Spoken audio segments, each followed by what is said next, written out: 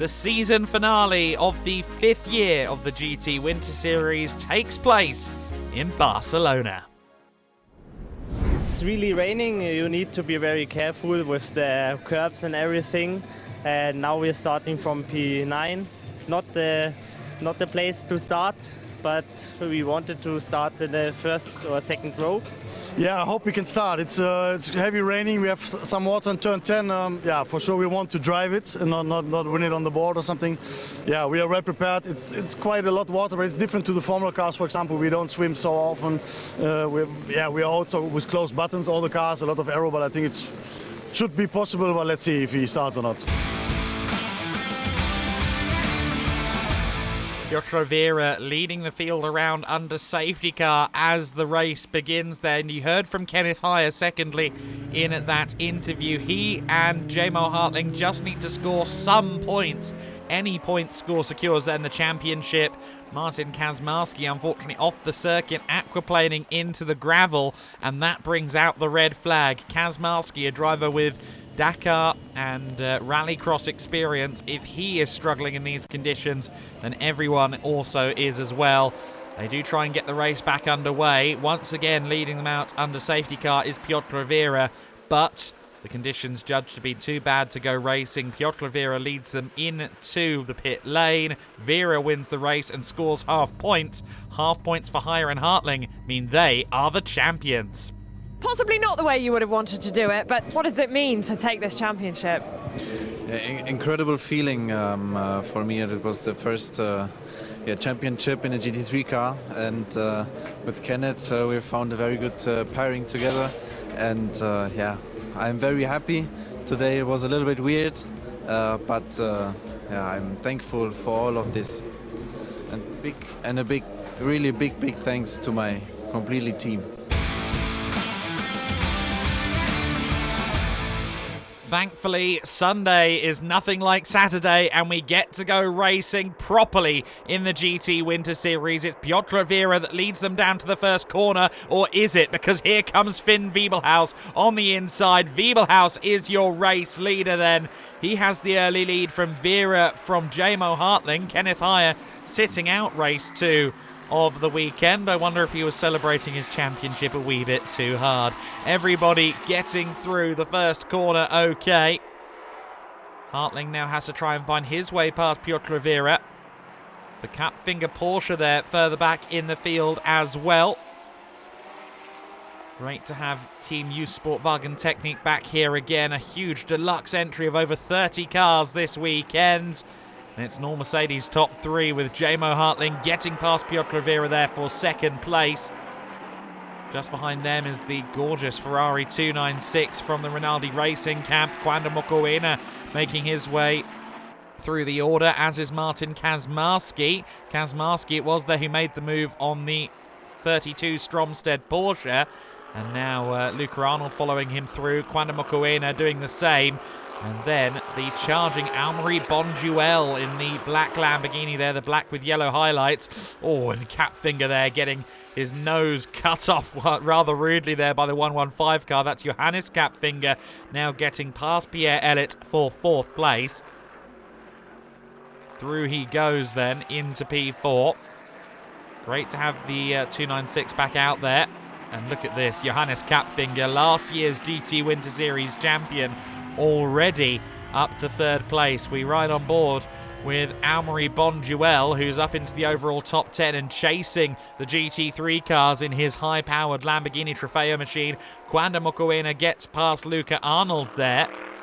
That's for 8th position. The Haupt Racing Team youngster from South Africa moving up the order.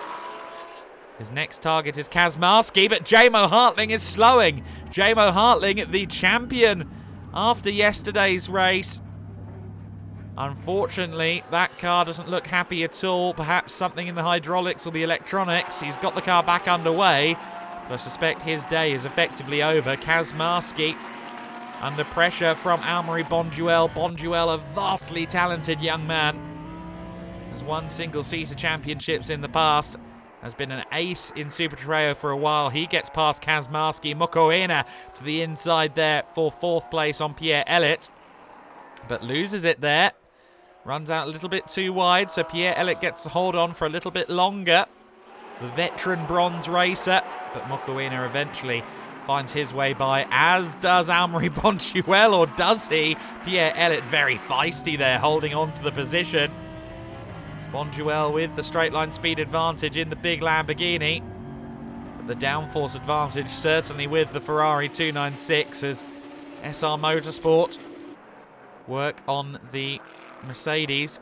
Doesn't look like J-Mo Hartling is going much further in this race. Bonduelle up to 5th position, could soon make it 4th, because here comes Piotr Oliveira in his sights, dives to the inside line at turn 9. Very nicely done, very smoothly done by Amaury Bonduelle.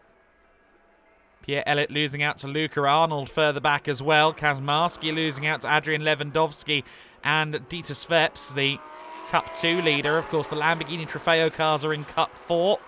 Cup 2 for the Porsche Cup machinery. Cup 1 for the Ferrari Challenge cars as well.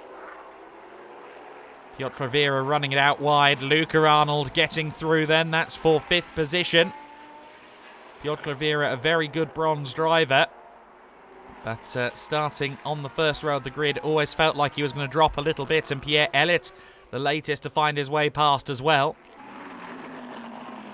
Further back still, Simon Birch in the GT2 KTM there.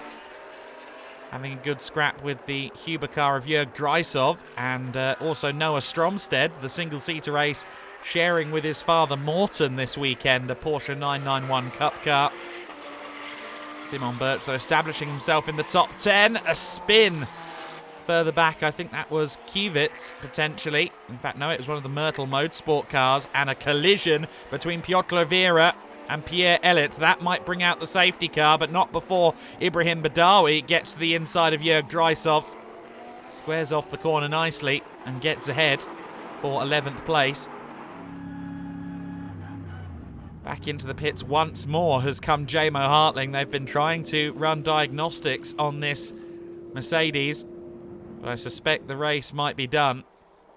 Pierre-Elliott's car towed out of the gravel as we are under safety car conditions, and that brings Johannes Kapfinger and the rest of the field back towards Finn Wiebelhaus. However, there is lap traffic between Wiebelhaus and everyone else. The Rosso Corsa Ferrari has come to a halt. Another GT3 Ferrari out there on circuit, but that is cleared, thankfully, without the need for a safety car. Oh, and a big, big impact there. That is Talil Shahir in the number 220 Ferrari from the AF Corsa stable, and understandably that marks the end of the race. Red flag. Thankfully Talil Shahir is okay. Finn Wiebelhaus winning from Quanda Mokoena, who got past Johannes Kapfinger towards the end of the race. A double podium for Haupt. Didn't sound like you were going to take it, but then you were flying out there. Yeah, the pace was quite good. I have to say the start was also very good. I got a good runoff, and then decided to send it into T1. Worked out quite well, and then decided to push a bit, and then mid-race I just tried to manage the gap, and then there was a safety car. Then the restart was quite good as well, and then the red flag came out, but it's not important that we have the red flag. It's important that the driver's okay. It seems like he's okay, so yeah, that's important, so yeah.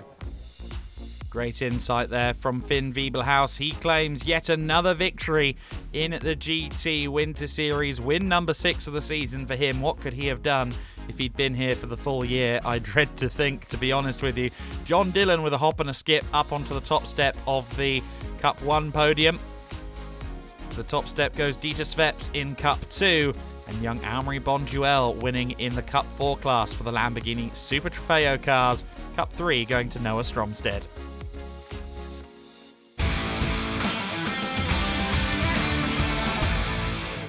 Race 3 of the weekend then, and it's an all Haupt Racing team front row. Finn Wiebelhaus leading into the first corner, and look at Amaury Bonduelle with a brilliant run down to turn 1, but he hasn't got the downforce in the Super Trofeo car. He loses out to Mokoena and also to Kapfinger by the looks of it, or can Kapfinger go around the outside? One would think so. That's Mikael Kapfinger, the brother to Johannes, last year's GT Wind Series champion. You see there Amaury Bonduelle trying to get some heat in the tyres. Further back, Jamo Hartling picking his way through the order on behalf of he and Kenneth Hyatt. Simon Birch under pressure in the KTM GT2 car. Great to see a GT2 joining the grid again. We have seen them in years gone by, but not this season in the GT Winter Series. Jamo Hartling, though, making it look easy, and unfortunately, the Myrtle 81 car colliding with Stefano Marazzi. Marazzi and Lavati bring out a safety car with their collision in their respective Ferraris. Here comes Jamo Hartling to the inside of Piotr Klavira. This is for 6th position. Nicely executed there by Jamo, who'll be looking to hand the car over to Kenneth Hyatt in as good of a position as possible. The field working their way through after being released from that safety car. Bonduel allowing Jamo Hartling through on the straight there. We know that Bonduel's quicker in a straight line in that Super Trofeo car, but he allows Jamo by. Simon Birch, or rather Thomas Anderson, I should say, colliding with Christian Hook. Anderson taking the start in that car. We'll hand over to Birch later on. But a little bit of a collision there. Adrian Lewandowski getting himself stuck in a battle with Leandro Martins, who's the Cup 2 leader. So Martins under pressure here for the Cup 2 honours. To the inside there goes the number 7. That's Hubert Darmetko, who will hand over to Matthias Lizowski later on in the race. So Leandro Martins, who of course also has a pro in his wake, that being Dieter Sveps, defending the Cup 2 lead. Joachim Bulting there, 3rd in Cup 2. And then the GT3 battle going on there as well. The recovering 115 car getting past Jörg Dreisov. Pit window is open. Cars into the pit lane. Razun KTM with its unique canopy setup there. Luca Arnold's car now in his dad's hands, in the hands of Roland Arnold. Jörg Dreisov has handed over to Manuel Lauck, so that's Proton Huber Porsche. Very spectacular livery, making up places. Unfortunately, the 992 Porsche, Sebastian Daum, going straight on there with a puncture. And he's going to struggle to get that one back around. You can see it there on the gravel as well, just trying to take too much speed, maybe not quite realising what was wrong with the car until now. A battle with the Ferrari 296s further back as well. That's Pierre Elliott now at the wheel of the 115 Ferrari. Almery Bonduel finding his way past Joachim Bulting. Piotr Vera putting a lap on one of the Porsche 992s as well. In fact, that's now Dan Arrow, I should say, at the wheel. He runs 5th overall. He's being pursued by Almery Bonduel, who should be slower in that Super Trofeo car, but he knows how to hustle these cars like almost no one else. Adrian Lewandowski in a similar Super Trofeo car into the gravel trap. Kenneth Hyatt losing out here for 4th place, goes too wide into turn 10, and Dan Arrow gets through into 4th. Of course, none of it matters. Hyer and Hartling already champions, and Finn Wiebelhaus has dominated Sunday, as he has done so many times this season in the GT Winter Series. Just 3 appearances this year in GTWS, Portimao, Valencia, and here at Barcelona. But each and every time, Finn Wiebelhaus has been the class of the field. 7 wins from 9 attempts in GTWS. Finn, you've done it again. That looked lovely. Yeah, it was a good drive, I guess, yeah. And you looked like you were dealing with a little bit of traffic coming through there at one point, but you still managed to take it with a pretty big gap at the end. Yeah, it's good training to manage the traffic, also for the Nordschleife races later on, maybe, if I do some of these, so it's a good practice, yeah. There we are, the celebrations between Mokoena, Wiebelhaus and the Cap Fingers on the GT3 podium. Another great result as well for John Dillon in Cup 1, although he does struggle to open his champagne bottle. Cup 2 going to Lizowski and Darmetko. And the Cup 4 honours once again falling to the very, very fast Almery Bonduel. The Stromsteds celebrating as well in Cup 3, all on their own in that class.